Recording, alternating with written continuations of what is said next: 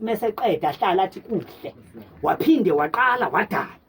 Ngifuna ukukhangele lana ke uNkulunkulu mesedalile konke ngokomoya ku chapter 1 yila sithola khona ku chapter 2 ukuthi uNkulunkulu uphinde wabona izinto azidale ngomoya. Uma ethi kumuntu makabuse phezulu kwezinto zonke umuntu bengonokwazi ukubusa esengumoya.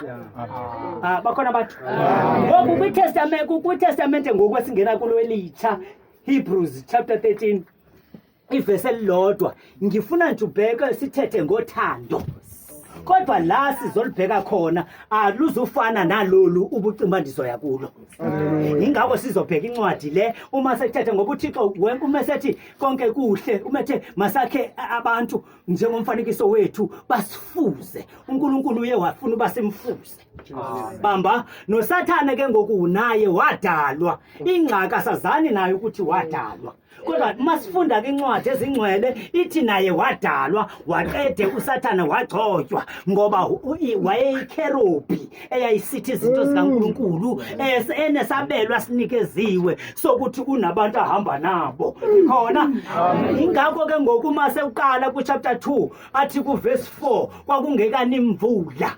Uma ingekani imvula sesithola into yodwa ukuthi imingekani imvula uNkulunkulu akavelanga inisa imvula wavele wafusa inkungu emhlabeni umhlaba waba manzi. Nikhona uma ke ngokuyibonile lento ukuthi uNkulunkulu uye wafusa inkungu wathatha udaka walibumba. Ingakho kusazothiwa nakuwe umhlaba emhlabeni uthule lithulile ubungeka guquki.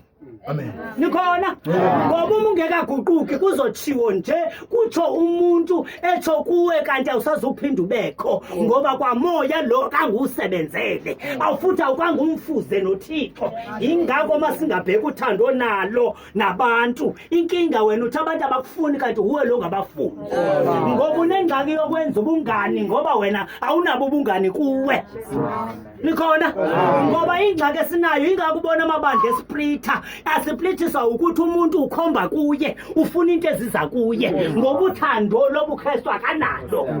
Abantu abangenathando lobuKristu lobuzalwane sibabona ngezinto ezininzi ebedlikazibala abanye ngendlela abanomona ngayo uthola ukuthi uyambona kodwa ungumzalwane ubona ngezenzo zakhe. Amen. Ingakho incwadi kaMateyu ichaza ke indaba ithi sobabona ngezithelo zabo.